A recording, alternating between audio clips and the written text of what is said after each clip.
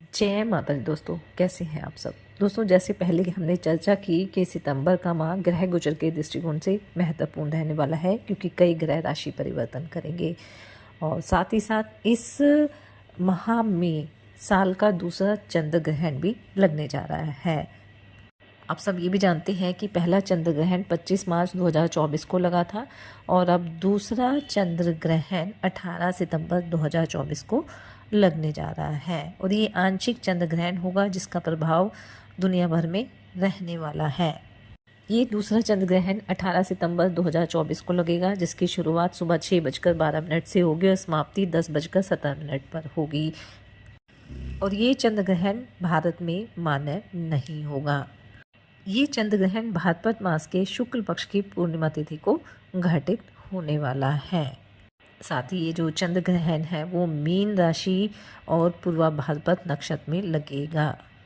और भारत में ये चंद्र ग्रहण लगभग दृश्यमान नहीं होगा। ऐसा इसलिए क्योंकि जब यह खंडग्रास चंद्र ग्रहण प्रारंभ होगा तब तक लगभग संपूर्ण भारत में चंद्रमा जो है वो अस्त हो जाएंगे। और इसी ग्रहण की उपछाया प्रारंभ होते समय उत्तर पश्चिमी भारत और उत्तर दक्षिणी शहरों में चंद्रमा अस्त हो रहा होगा। इसलिए कुछ समय के लिए इन क्षेत्रों में चंद्रमा की जो रोशनी है वो थोड़ी धुंधली हो जाएगी। ग्रह गोचर के दृष्टिकोण से देखें, जब यह चंद्र ग्रहण लगेगा उस समय सूर्य, केतु और शुक्र युति में रहेंगे। चंद्रमा और राहु की युति होगी। चंद्रमा से द्वादश भाव में वक्री शनि कुंभ राशि में रहेंगे और चंद्रमा से छठे भाव में बुध अपनी अस्त अवस्था में दिखाई देंगे। इसके अलावा चंद्रमा से तीसरे भाव में देवगुरु बृहस्पति और चतुर्थ भाव में मंगल विराजमान रहने वाले हैं। तो 18 सितंबर के दिन लगने वाले इस चंद्र ग्रहण का प्रभाव सभी राशियों पर रहने वाला है। तो इस वीडियो में हम चर्चा कर रहे हैं मकर राशि के बारे में कि 18 सितंबर को लगने वाले इस चंद्र ग्रहण का क्या प्रभाव मकर राशि के जीवन पर रहेगा और कौन से उपाय और दान करना बेहतर रहेगा। इन्हीं सब बातों के बारे में इस वीडियो में हम चर्चा करेंगे। तो आगे बढ़ने से पहले आप सबसे निवेदन है कि अगर आप मेरे चैनल पर पहली बार आए हैं तो मेरे चैनल को सब्सक्राइब जरूर कर ले। तो चलिए बात कर लेते हैं साल के दूसरे चंद्र ग्रहण के बारे में। ये चंद्र ग्रहण मकर राशि के तीसरे भाव में, जिसे भाई बहनों का पराक्रम का भाव कहा जाता है, लगने वाला है। और तीसरे भाव में इस चंद्र ग्रहण का जो प्रभाव है वो मकर राशि वालों के लिए काफ़ी सुखद रहने वाला है। इस चंद्र ग्रहण के प्रभाव से आपके अंदर एक अलग ही साहस देखने को मिलेगा। आपके सभी रुके हुए कार्य पूरे होंगे और इससे आपका मन भी काफ़ी प्रसन्न रहने वाला है। कार्यक्षेत्र में सफलता के योग इस दौरान बनेंगे। ये चंद्र ग्रहण मकर राशि के करियर में स्थिरता और सुरक्षा लेकर आने वाला है। आपकी पदोन्नति भी होगी। सैलरी में इंक्रीमेंट होने की भी प्रबल संभावना रहेगी। और स्वास्थ्य की अगर बात करें तो अगर स्वास्थ्य संबंधी कुछ समस्याएं चली आ रही थी तो इन सभी पुरानी समस्याओं से आपको छुटकारा मिलेगा। मानसिक शांति और संतुष्टि का अनुभव होगा। नौकरी पेशा लोगों की जिम्मेदारियों में बढ़ोतरी होगी और इससे आपकी जो लीडरशिप की क्वालिटी है उसका विकास होगा। आपकी मेहनत की प्रशंसा होगी। कारोबार में भी मुनाफा होगा। कारोबार के विस्तार की योजनाएं आपकी सफल रहेंगी। लंबी अवधि के निवेश से भी आपको लाभ मिलेगा। जो जब तक खेती बाड़ी से जुड़े हैं उनके लिए ये चंद्र ग्रहण काफ़ी अच्छा रहेगा, क्योंकि आपकी खेती बाड़ी का जो उत्पादन है अच्छी स्थिति में रहेगा। आपके लिए आर्थिक रूप से उन्नति का समय रहेगा। अगर आप सरकारी क्षेत्र से जुड़े हैं तो आपकी तरक्की होगी।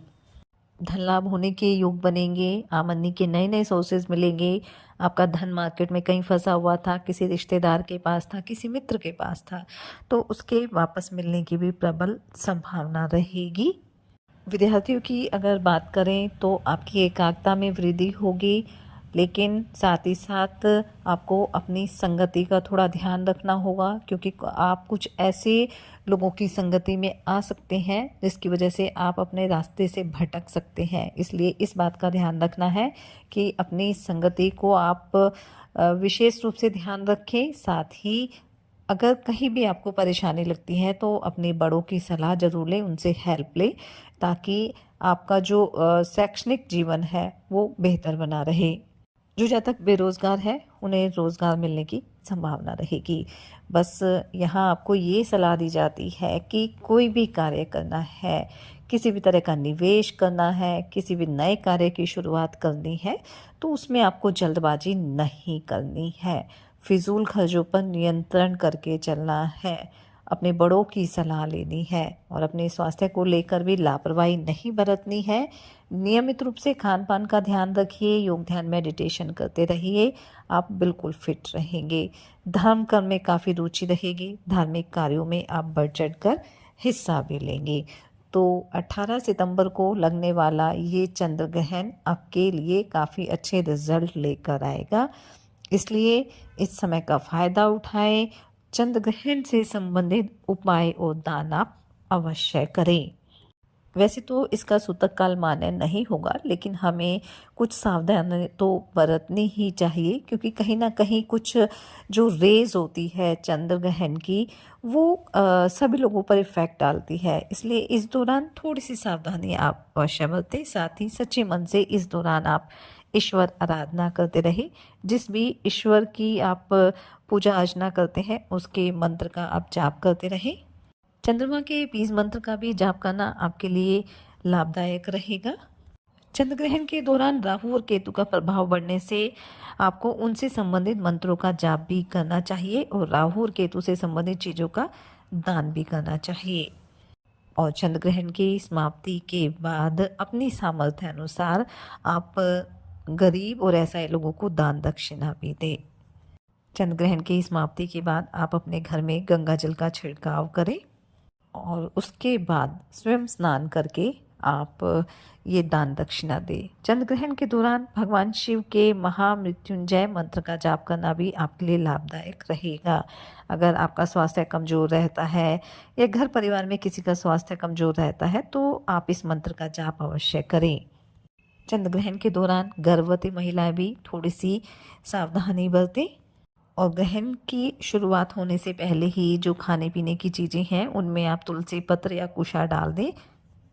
और जैसा कि आप सब जानते ही हैं कि कोई भी ग्रहण हो उसके दौरान कोई भी शुभ कार्य नहीं किए जाते हैं, इसलिए कोई भी नया काम इस दौरान आप शुरू ना करें।